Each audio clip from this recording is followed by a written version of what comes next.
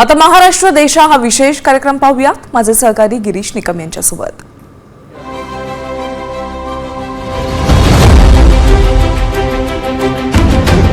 नमस्कार, महाराष्ट्र देशा या विशेष कार्यक्रमात आपल्या सर्वांचं स्वागत। या आठवड्यात राज्य सरकारने घेतलेल्या काही महत्त्वाच्या निर्णयांचा आढावा घेऊया।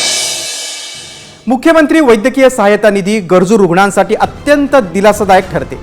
मुंबई उपनगर जिल्ह्यात या आर्थिक वर्षात 869 रुग्णांना तब्बल 8 कोटी 10 लाख रुपयांचं अर्थसहाय्य करण्यात आले, तर बीड जिल्ह्यात 1773 रुग्णांना सुमारे 13 कोटी 69 लाख, जळगाव जिल्ह्यात 1610 रुग्णांना सुमारे 13 कोटी 33 लाख, तर सोलापूर जिल्ह्यात 1590 रुग्णांना सुमारे 12 कोटी 86 लाख, तर सातारा जिल्ह्यात 1600 रुग्णांना 12 कोटी 96 लाख रुपयांची वैद्यकीय आर्थिक मदत वितरित करण्यात आली।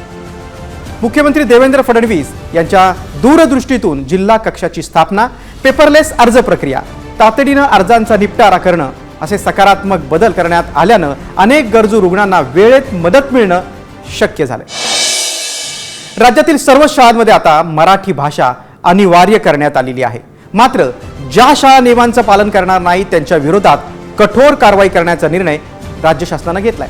शाळांनी नियमांचं उल्लंघन केल्यास त्यांना 1 लाखाचा दंड भरावा लागणार आहे, तसंच यासंबंधी 15 दिवसात खुलासा करणं बंधनकारक असणार आहे। मराठी भाषा शिकवण्याच्या उद्देशानं शाळेत पात्र मराठी शिक्षकांच्या नियुक्तीचे आदेशही देण्यात आले।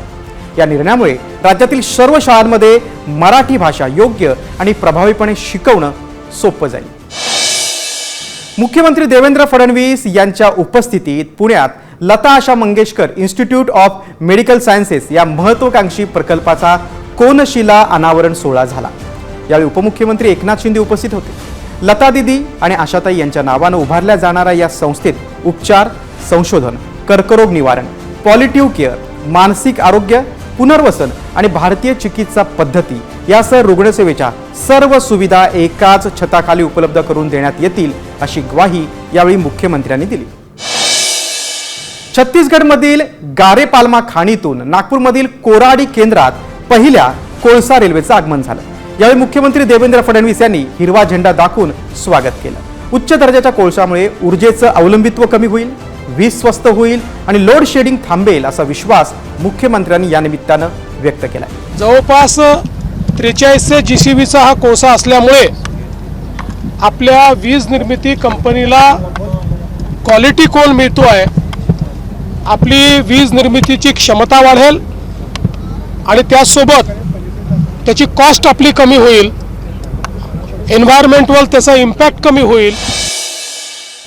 उद्योग विभागासोबत श्याम स्टील उद्योग आणि JW ग्लोबल उद्योग समूहाने राज्यात गुंतवणुकीसाठी मुख्यमंत्री देवेंद्र फडणवीस यांच्या उपस्थितीत सामंजस्य करार केले। राज्यात गुंतवणूक येऊन त्याचं उद्योगात रूपांतर करण्यासाठी अनेक धोरणात्मक सुधारणा करण्यात आल्या।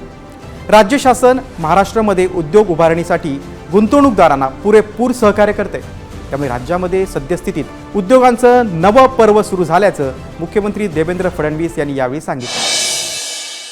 जलसंपदा विभागातर्फे राबवल्या जाणाऱ्या गाळमुक्त धरण गाळयुक्त शिवार या अभियानाचा शुभारंभ उपमुख्यमंत्री एकनाथ शिंदे यांच्या हस्ते साताऱ्यात करण्यात आला।